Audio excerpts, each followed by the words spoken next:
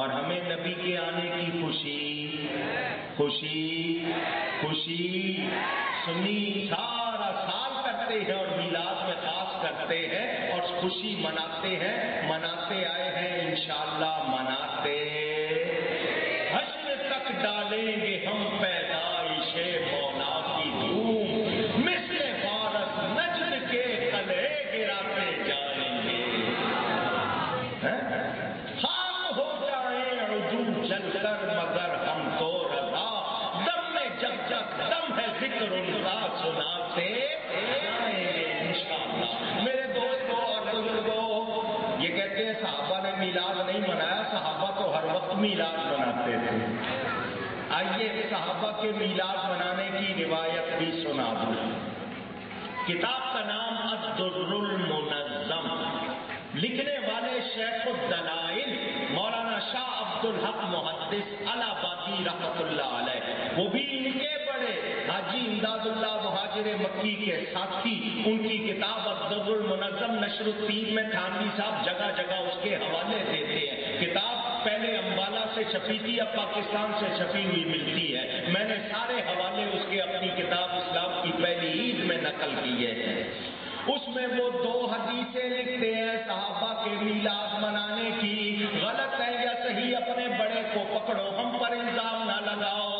انہوں نے وہ 2 حدیثیں لکھی جو امام صالحی نے سبل الہدی والرشاد میں بھی لکھی۔ سنیں، پہلی حدیث، صحابہ جمع تھے، جمع ہو کر ذکر میلاد کر رہے تھے۔ حضور صلی اللہ علیہ وسلم تشریف لائے، فرمایا کیا کر رہے ہو؟ انہوں نے کہا حضور آپ کے میلاد کی باتیں کر رہے ہیں، میلاد کا ذکر کر رہے ہیں، میلاد منا رہے ہیں۔ فرمایا تمہارے لیے میری شفاعت ہو گئی۔ ایک حدیث۔ دوسری حدیث، حضور صلی اللہ علیہ وسلم کے چچا حضرت ابو الفضل سیدنا عباس بن عبد المطلب رضی اللہ تعالی عنہما، حضور ان کے گھر تشریف لے گئے، وہ گھر والے جمع ہو کر میلاد منا رہے تھے۔ حضور نے فرمایا کیا ہو رہا ہے؟ انہوں نے کہا میلاد منا رہے ہیں۔ فرمایا تمہارے لیے جنت ہو گئی۔ یہ 2 حدیثیں تمہاری کتاب سے سنا رہا ہوں، اور میں پہلے بتا چکا ہوں صحابہ نے اگر کوئی کام کسی خاص طرح نہیں کیا تو یہ دلیل نہیں ہے کہ وہ کوئی نہیں کر سکتا، ورنہ تم جو کچھ کر رہے ہو اس کا ثبوت کہاں سے لاؤ گے؟ یاد رکھو، میلاد منانا تم صحابیوں کی بات کرتے ہو، میں کہتا ہوں میلاد منانا رب کی سنت ہے۔ کس کی سنت ہے؟ اپنی طرف سے نہیں کہہ رہا، ثبوت پیش کرتا ہوں۔ سنیں، قرآن کب اترا؟ حضور صلی اللہ علیہ وسلم کی ولادت کے بعد یا پہلے؟ مجھے ولادت کے بعد۔ حضور صلی اللہ علیہ وسلم پیدا ہوئے جب دنیاوی گنتی کے لحاظ سے ظاہری طور پر 40 سال کی عمر شریف ہوئی، اعلان نبوت فرمایا۔ اس کا یہ مطلب نہیں کہ 40 سال تک نبی نہیں تھے، اعلان 40 سال کی عمر میں کیا، اللہ کا حکم یہی تھا۔ جب اعلان نبوت فرمایا، وحی کا سلسلہ شروع ہوا، قرآن آنا شروع ہوا، اللہ فرماتا ہے لقد جاءکم رسول من انفسکم، البتہ تحقیق بلا شبہ آ گیا تمہارے پاس، تمہارے نفسوں میں سے رسول۔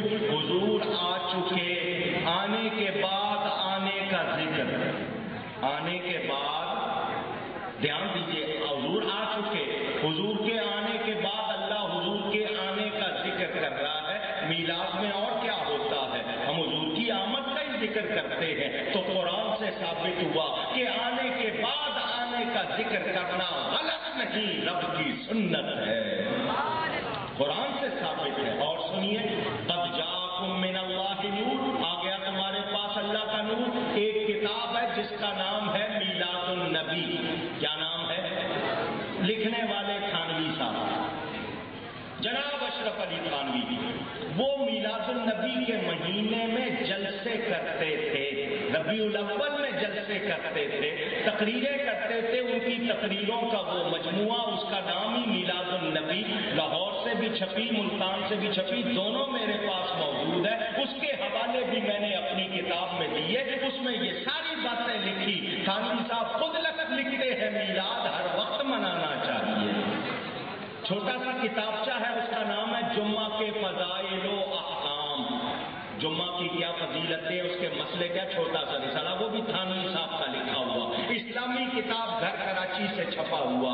اس میں امام احمد کے حوالے سے تھانوی صاحب لکھتے ہیں جس رات حضور صلی اللہ علیہ وسلم اپنی والدہ کے شکم اقدس میں آئے، اپنی والدہ کے مبارک بدن میں آئے، وہ رات ایک نہیں ہزاروں شبان قدر سے افضل ہے۔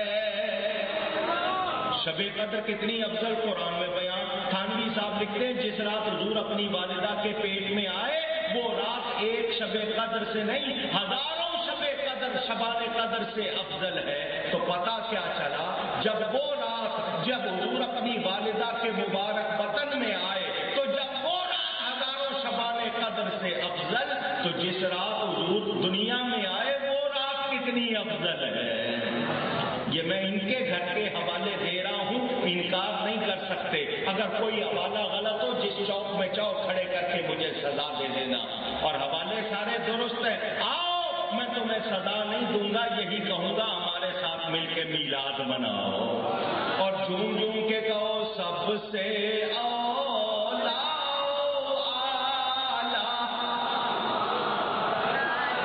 سب سارے دوست مل کے کہو سب سے اولا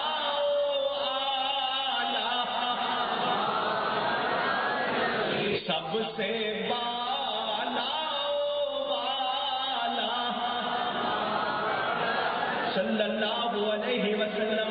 میرے نبی جیسا کوئی بھی مخلوق میں حضور جیسا کوئی بھی، میرے دوستوں اور بزرگوں، یہ بھی اعتراض آپ نے سن لیا، اس کا جواب بھی دے دیا۔ کہتے ہیں صحابہ نے نہیں بنایا تو ایسی کوئی دلیل اونچی، ورنہ میں نے کہا نا کیا صحابہ اس طرح بستر لوٹے اٹھا کے گلی گلی پھرتے تھے، چلے کرتے تھے جس طرح یہ کرتے ہیں، جو کچھ یہ کرتے ہیں، کیا صحابہ نے ایسا کیا؟ یہ جو مرضی کر لیں وہ جائز، ہم میلاد منائیں تو یہ فتوے لگائیں، یہ اچھی بات نہیں۔ سنیں ایک اعتراض وہ یہ کرتے ہیں کہ دیکھو حضور اکرم صلی اللہ علیہ وآلہ وسلم کا میلاد تم جس طرح مناتے ہو، اس میں میلاد منانے کی بجائے سیرت النبی نام رکھو، سیرت کی باتیں کرو۔ اب میں اس کا بھی تھوڑا سا جواب دوں گا، سمجھدار آدمی فوراً سمجھ لیں گے۔ لفظ سیرت بھی قرآن میں آیا ہے، تو سیرت کے معنی معلوم ہونے چاہیے کہ سیرت کہتے کس کو ہے۔ حضرت موسیٰ علیہ السلام کو اللہ نے کتاب بھی دی، ساتھ میں ایک لاٹھی بھی دی۔ کیا دی؟ مولا بخش بگڑیاں تگڑیاں دا پیر ڈنڈا۔ وہ اس کو پھینکتے تھے تو وہ اژدہا بڑھ کہتے ہیں سیرت منایا کرو، ان کو سیرت کے معنی بھی معلوم نہیں۔ ارے میلاد منایا جاتا ہے، سیرت اپنائی جاتی ہے۔ اور رہی بات حضور کا تذکرہ، حضور کا تذکرہ ہم کس کس عنوان سے کرتے ہیں، انہوں نے کبھی ہمیں سنا ہو تو پتا ہو نا۔ ہم ان کی طرح نہیں کہتے کہ وہ کچھ نہیں کر سکتے تھے، ان کو کچھ آتا نہیں تھا، یہ سیرت نہیں ہے۔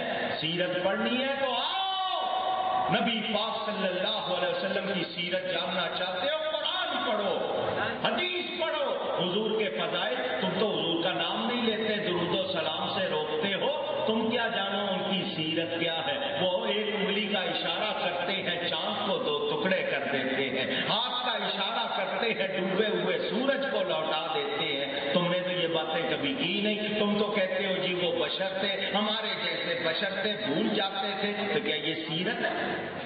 تم نے ان کو اپنے جیسا سمجھا ہوا ہے، اور ہم کہتے ہیں ان جیسا۔ ان جیسا وہ کیسے ہیں؟ سب سے اولا اعلیٰ، جھوم جھوم کے کہیں سب سے اولا اعلیٰ ہمارا نبی، سب سے